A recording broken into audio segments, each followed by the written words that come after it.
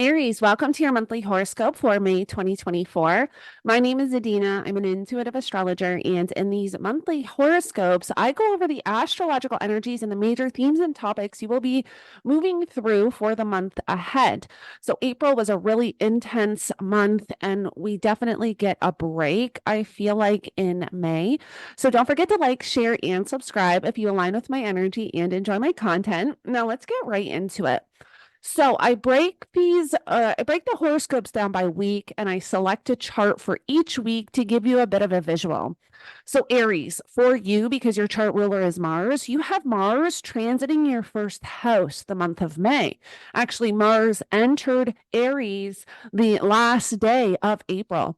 So this can be a really great energy, and it really depends on your own personal birth chart and your relationship with Mars, how this energy can show up, meaning that if Mars is your most malefic planet, sometimes Mars can bring challenges, hardship, inflammation in the body because it is that first house. The first house is your physical body, so aches and pains, heartburn, things like that. But where you want to utilize this energy is that Mars rules our motivation, willpower, and drive. So having Mars in the first house can sometimes bring this extra motivation, will, drive to go after something. You finally have the energy to go after what you want, to start moving forward, especially the closer Mars gets to that north node. Now, on the second, we're going to have Pluto stationing retrograde. And Pluto entered Aquarius back in January, which is in your 11th house of friends and friendships, social groups, online connections, social media, humanitarian pursuits. Also, your hopes and dreams are in the 11th house. Now, I think this is going to be more of a collective energy than individual energy, but Pluto is going to re-enter Capricorn between September 1st and November 19th. And that will be the last stretch of Pluto in Capricorn. Pluto was in Capricorn for about 15 years. So if you think how Pluto transformed that area of your life, which is the 10th house, which is your career, your public image, public reputation, what you want to be known for out in the world and what you are known for out in the world. Pluto's transformed that in some way, but there is going to be something that you're going to revisit. And that's once we get to fall of 2024. But with Pluto retrograding in Aquarius, there may be some things you're going back on with friends. But like I said, this is more of a collective energy, so you may not really feel this as much. Where you're going to feel this is the first few days or the first week of May, because your chart ruler is in the sextile with Pluto, which is the third and the fourth. Mars is forming a sextile to Pluto. So especially if you have your ascendant in those first few degrees of Aries, you're really going to feel this. This could be actually very transformational. Now, if we look back to February 13th and 14th, when we had the Mars-Pluto conjunction, there could be more to that story showing up. Because when we have planets come together and form a conjunction, it's almost like a new moon for those planets. Something is seeded. And as the planets kind of connect to each other going around the zodiac, those are milestones to whatever was seeded at that time. So if you think back to February 13th, 14th, right around Valentine's Day, what was showing up for you? And this could have to do with friends. This could have to do with, I believe Venus was involved at that time. So this could have to do with money, finances, or relationships for you. But there could be more, there could be something really transformational taking place with you and then whatever was seeded at that time. Now, on May 6th, we're going to have Mercury forming a conjunction to Chiron. Now, check out my Mercury retrograde video. I will link it up here in the corner. But this is going to be the final conjunction to Chiron that Mercury makes in Aries. So we really want to look at what have we been moving through since March 18th, especially for you, because this Mercury retrograde was in your first house. So you may have found end of March and the whole month of April, there was a lot of misunderstandings, especially with you, maybe miscommunication. People were not understanding where you were coming from. You weren't able to communicate clearly or express kind of what was on your mind. this is kind of that Mercury retrograde energy in the first. Now, this is going to be the final conjunction to Chiron. And we had a huge Chiron activation with the solar eclipse we had in Aries back in back on April 8th of 2024. That solar eclipse was conjunct Chiron exact. So there could have been a major trigger around you, who you are, insecurities, old trauma, something around the self that you were having to move through that was activated. So now with this final conjunction from Mercury, there's almost like a clarity or a better understanding, because Mercury is now post shadow, Mercury is now direct. So whatever you were reevaluating and whatever you were having to address during the Mercury retrograde period and during the Mercury pre-shadow, now is when things start to make sense. Now is when the pieces start to come together. So this is great, but definitely pay attention to this day on the 6th, like the conversations you're having, the information you're receiving, the intuitive downloads, because there could be something really beautiful and supportive coming in to help you along your healing journey. Now, on the 7th, we're going to have the new moon in Taurus, which is in your second house of money, finances, and material possessions, and also your values. So this new moon is highlighting those themes and topics for you. This is a great time to set intentions around material gain, around money, around finances. And we have the chart ruler, we have the ruler of the new moon in Taurus, which is amplifying that energy. So Aries, this entire month, money and relationships are kind of front and center for you. And there's a lot of positive energy around this, I feel like. Now, once we get to the second week, on May 13th, we're going to have the sun conjunct Uranus in Taurus. This is your second house of money, finances, values. So now we have all of this energy. Plus, we just had the Jupiter-Uranus conjunction in Taurus. So there is a lot around money and finances and values showing up for you. But I also feel like it's connected with partnerships. It's connected with relationships. So maybe you're deciding to put your finances together within a relationship, or you're deciding to get something around finances with a partner. This could even be a business partner, but there's definitely energy for that. When we have the sun conjunct Uranus, this can be a beautiful day for intuition, intuitive downloads, insights. On the 15th, we have Mercury entering Taurus.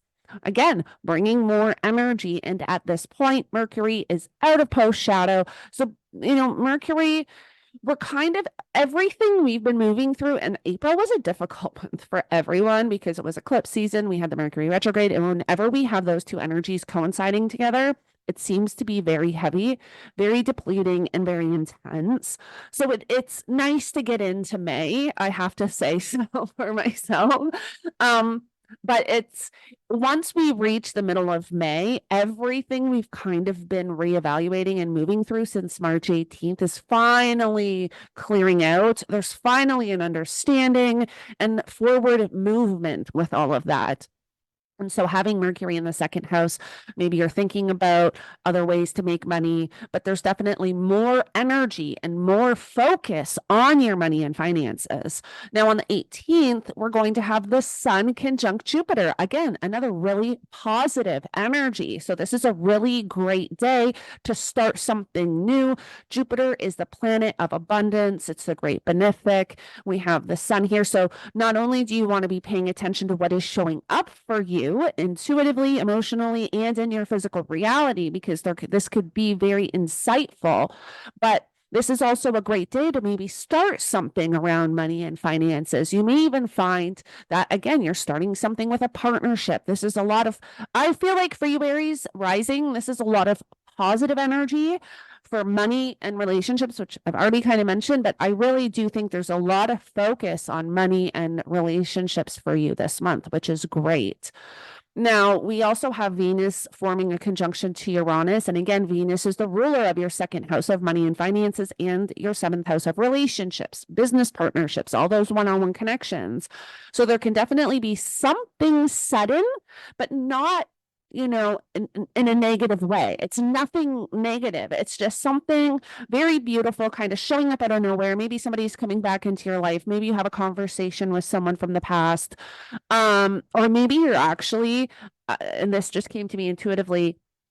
I don't know if I would really say having a conversation from someone from the past, which you could because Venus is the ruler of that self node right now. Definitely could be a thing.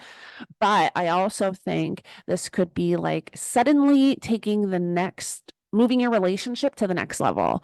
If that makes sense. This could be, maybe even an engagement, or you know what I mean, deciding to live together, deciding to put your finances together. There's something around that, and those themes and topics kind of front and center for this month.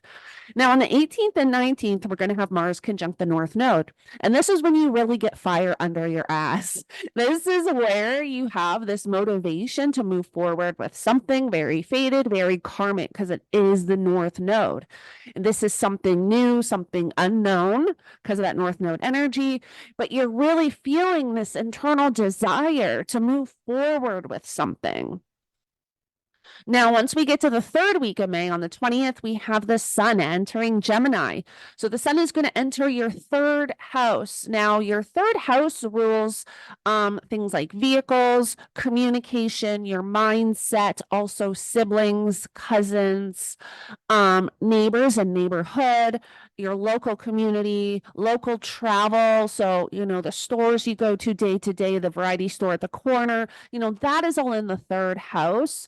So with the sun being in the third house, the sun can be bringing more focus to those themes and topics, or you may feel like you're having to address those themes and topics, not necessarily in a negative way because it is the sun, but there may just be more focus on those themes and topics while the sun is transiting the third house. Now, on the 22nd, we will have Venus forming a conjunction to Jupiter, and this is a great energy for, again, money and finances and relationships.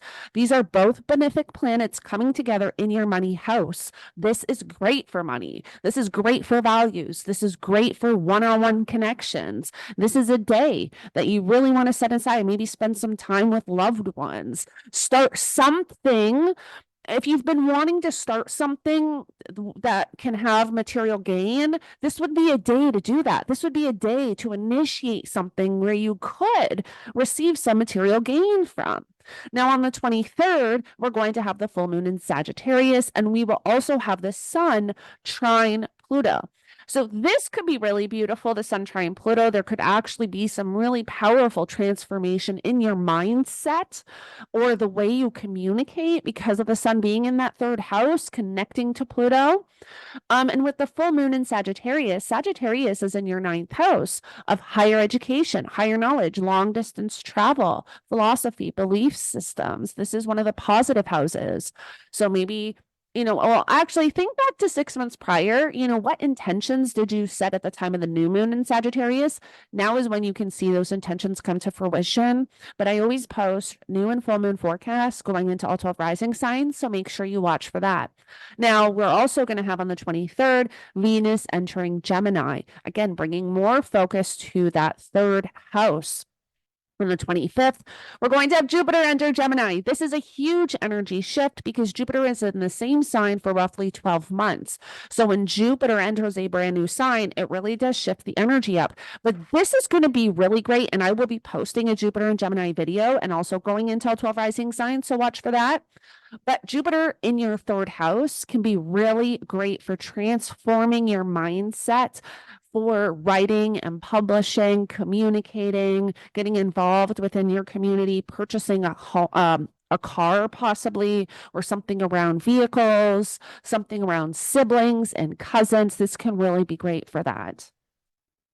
Then we get to the final week of May, and on the 29th, we're going to have Mars conjunct Chiron. Now, this could be a mixed bag because we've had so many Chiron activations that this could be something really intense showing up around healing or your healing journey, around your insecurities, self-confidence, something around that. The 29th could be a little bit of a challenging day. Again, it does depend on your relationship with Mars.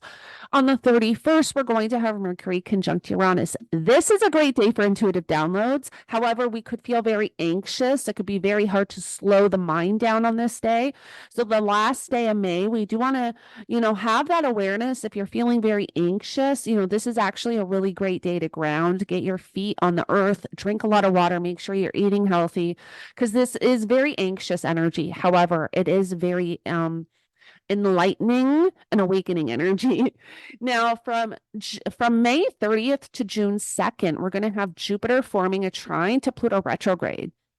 So this is a pretty big deal, because like I mentioned at the beginning of this horoscope, when we have planets coming together, let me just check my notes. Yeah, when we have planets coming together, it's almost like a new moon for the story that's going to be playing out. So the Jupiter-Pluto conjunction actually happened back in, I believe it was like 2020. Don't quote me. I have to double check because Jupiter was in Aquarius. I think it was 2020 Jupiter was in Aquarius. But again, don't quote me. But if you think back to that time period, what was showing up, there's going to be more to the story, but it is a trine, so it's very positive. So we may hear more about what was going on back in 2020, but what were you moving through in your own personal life? Was there something around your mind, your communication, friends? There's something here showing up that could be very positive, actually. So yeah, that's from May 30th to the 2nd. So thank you, Aries, for joining me. I hope this helps give you an idea of the major themes, topics, and energy you will be moving through for the month ahead. Don't forget to like, share, and subscribe if you align with my energy and enjoy my content, and I will connect with you in the next one.